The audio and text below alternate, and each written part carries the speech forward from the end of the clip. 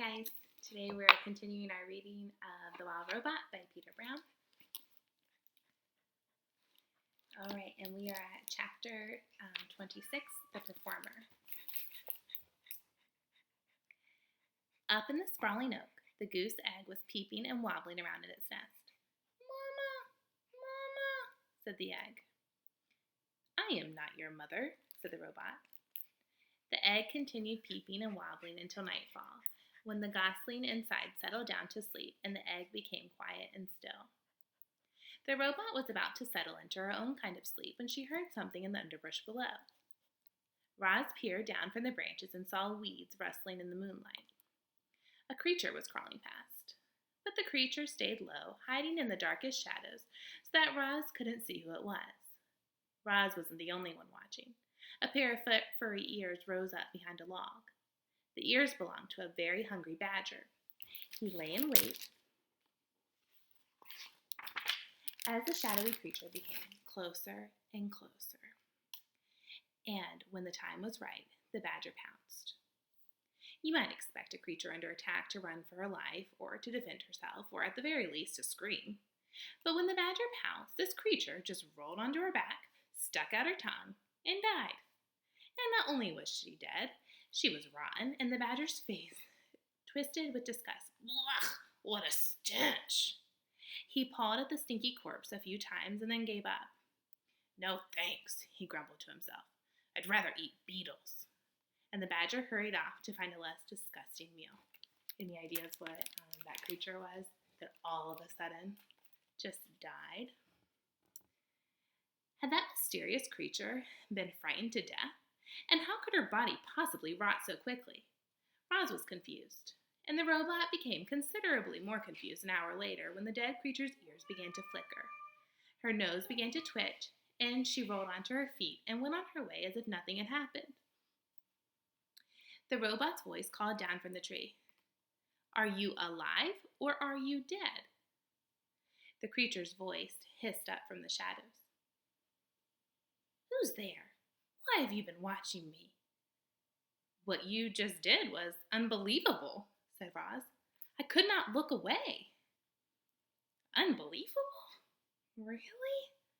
The creature's voice seemed to be softening. "I thought perhaps I overdid it when I stuck out my tongue. I was certain you were dead." "Oh, what a lovely thing to say." "Were you dead?" "Well, of course not. Nobody can actually come back from the dead. It was just an act." "I do not understand." "It's simple. I knew that if I played dead and really laid it on thick, that old badger would be so disgusted that he would run off. And that's exactly what happened. We possums are natural performers, you know."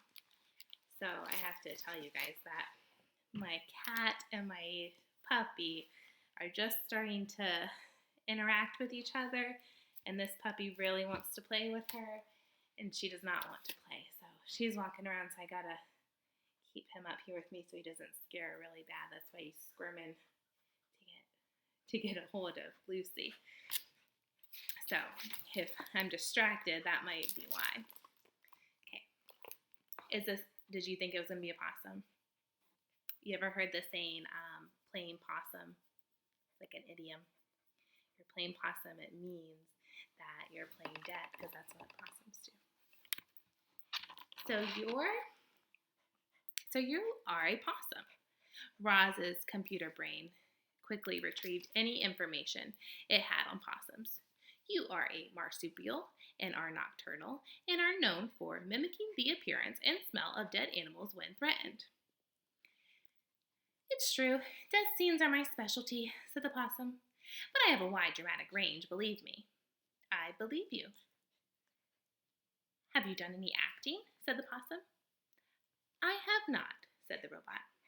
"Well, you should. You might enjoy it. You can start imagining the character you'd like to be. How do they move and speak? What are their hopes and fears? How do others react to them? Only when you truly understand a character can you become that character." The two odd creatures sat there, one in a tree, the other in the weeds, and talked about acting. The possum went on and on about her various acting methods and her triumphant performances, and our robot absorbed every word. "But why do you pretend to be something you aren't?" said the robot. "Because it's fun," said the possum, "and because it helps me survive, just as you saw. You never know, it might help you survive too." Soon the robot's computer brain was humming with activity. Perhaps performing could be a surviving strategy. If the possum could pretend to be dead, the robot could pretend to be alive. She could act less robotic and more natural, and if she could pretend to be friendly, she might make some friends, and they might help her live longer and better. Yes, this was an excellent plan. Roz wasted no time and spoke her next words in the friendliest voice she could muster. "Madame Marsupial, it would be a great honor and absolute privilege if you would kindly inform me of your name." Roz's friendly demeanor needed some work, but it was a start. "Yes, of course," said the possum. "My name is Pinktail, and you are?" Leaves gently shook as Roz climbed down from the tree. "It's a very lovely pleasure to make your acquaintance, my dear Pinktail." A moment later, the robot stepped into the moonlight. "My name is Roz." "Oh my," the possum gasped. "You're the monster." "I am not a monster. I am a robot, and I am harmless." "Harmless? Really? Well, you do seem rather gentle, and I heard someone say that you don't eat any food at all, which makes no sense, but hopefully it means you won't eat me." "I will not eat you," said the robot. "I am so glad to hear that," said the possum, and a moment later she too stepped into the moonlight. "It's nice to meet you, Roz." A weak smile appeared on Pinktail's pointy face. Roz thought things were going really well, but she didn't know what to say next. Neither did Pinktail. So the two friendly creatures just stood there together and listened to the crickets for a while. "Well, I shall be on my way," said Pinktail at last. "Have a nice evening, Roz."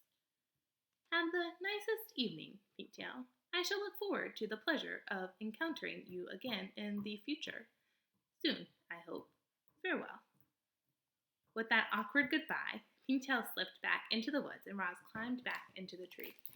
That's the second friend that Roz is meeting so far. She's met the fox. They're kind of getting along okay. And now you have the possum, so Pinktail. So we shall see what happens next. The next chapter is called The Gosling. I can't wait to read it with you guys. I think that egg is finally going to start to hatch. So anyway, I hope that you guys have a great day, and I look forward to seeing you guys virtually tomorrow. All right, bye guys.